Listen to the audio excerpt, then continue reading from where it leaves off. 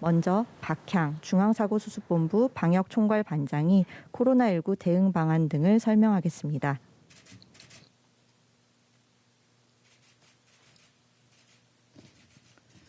네, 2월 15일 화요일 중대본 브리핑을 시작하겠습니다. 전파력은 높으나 중증화율은 낮은 오미크론의 특성에 대응해서 진단검사와 재택진료 체계를 전환한 지 1주 정도 시간이 지났습니다.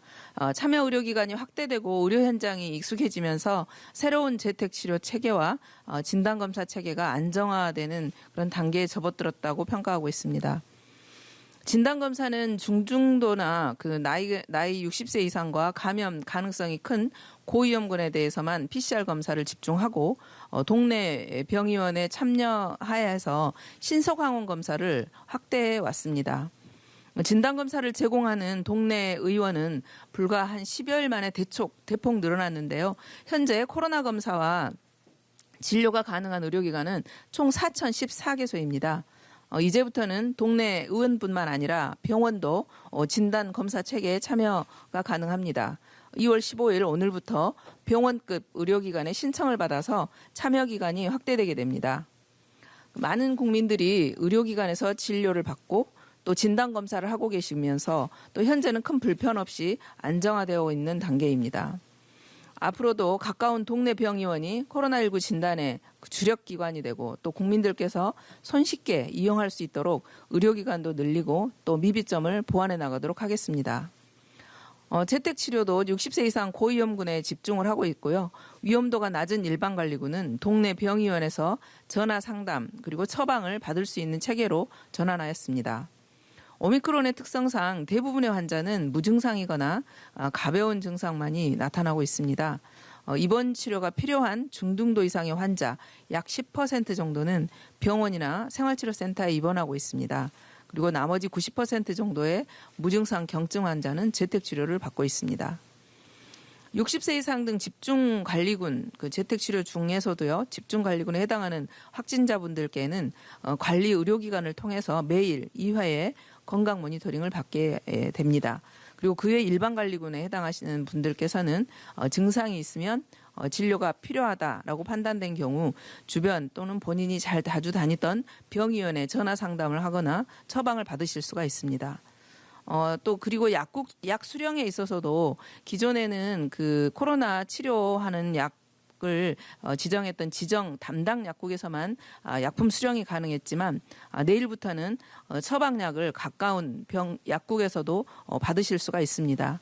따라서 이 처방약은 이제는 또 동거 가족 등 대리인이 수령하는 것이 원칙입니다. 특히 재택치료라든지 동거격리, 가족격리 원칙이 바뀌면서 동네 동거가족의 외출이 허용되기 때문에 동거가족이 약을 수령하는 것이 원칙이 되겠습니다. 다만 독거노인, 취약계층의 경우에는 담당 약국을 통해서 배송을 받으실 수가 있습니다. 재택치료 의료기관 참여가 또 증가하면서 또 전화 상담 그리고 처방도 안정화되고 점차 늘어나고 있습니다. 또 집중관리군을 대상으로 저희들이 건강 모니터링을 실시하고 있는데요. 그 관리의료기관도 현재 676개소까지 늘어났습니다. 이 숫자는 대략 약 20만 명 정도의 집중관리군을 관리할 수 있는 그런 역량이 되겠습니다. 일반관리군을 대상으로 하는 그런 전화상담 그리고 처방에 참여하는 병의원도 호흡기 전담 클리닉 등을 포함해서 4,239개소로 늘어났습니다. 이제는 각 시도 어제 저희들 정부 중수본에서 각 시도의 의사회와 또 논의를 했었습니다. 그 결과 전화 상담이라든지 처방을 직접 참여하고 계시는 회장님들도 계셔서요. 그분들 의견을 통해 들으면 대체적으로 전화 상담 처방이 안정화되고 있고 또한 그 전화 상담으로 처방을 받은 환자들의 만족도도 높다는 그런 현장의 의견을 들었습니다.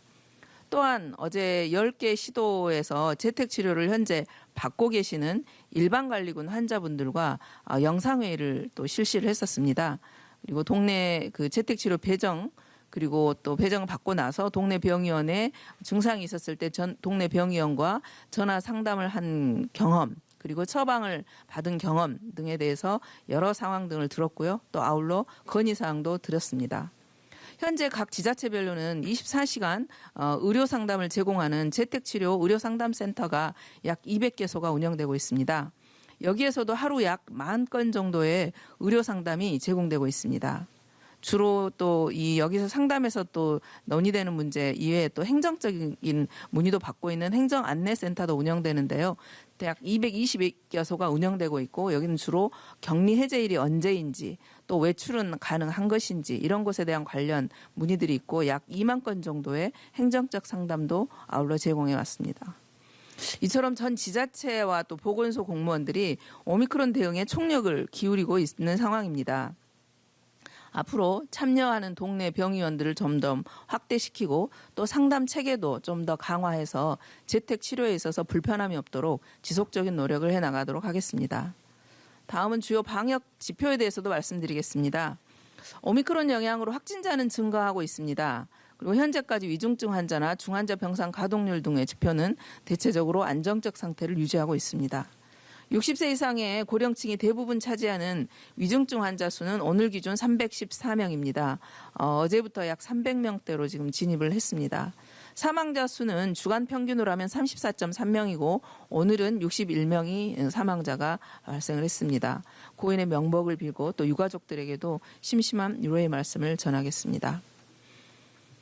의료체계는 안정적인 상황을 유지하고 있습니다. 중환자 전담치료 병상은 2,619개를 보유하고 있는데요.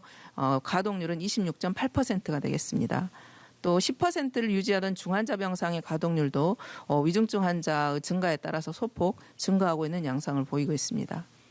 준중환자 병상과 감염병 전담병원의 가동률은 각각 44.4% 그리고 41.7%로 여전히 절반 이상의 여유가 있는 상황입니다. 오미크론 확진자 31,567명을 했을 때 델타 환자가 28,271명과 연령을 표준화해서 비교해 보면 치명률은 델타의 경우 0.7%, 오미크론은 0.19%입니다. 델타에 비해서 약 3분의 1 이하의 치명률입니다. 또 계절 독감으로 봐서는 약 2배 정도 수준이 되겠습니다. 정부는 이러한 오미크론의 특성에 맞춰서 진단검사 체계와 치료 체계의 전환을 추진했습니다. 참여하는 의료기관의 목록은 현재 건강보험 심사평가원 그리고 각 지자체 홈페이지에 공개되고 있습니다. 그리고 아울러 각종 포털에서도 검색을 할 수가 있습니다. 또 어제부터는 또 코로나로 입원하거나 격리된 사람에 대한 생활비 지원비에 대한 산정 기준이 현재 가구 구성원 수가 아닌 가구 내 실제 격리자 수를 기준으로 개편되었습니다. 또 재택치료자에 대한 추가 지원을 좀 중단했고요. 유급 휴가비 지원 상한액도 현실에 맞게 조정되었습니다. 이로 인해 보다 신속한 지원이 가능하고 가구 내 실제 입원 또는 격리자 수를 반영해서 보다 합리적인 지원이 이루어질 수 있도록 변화가 되었습니다.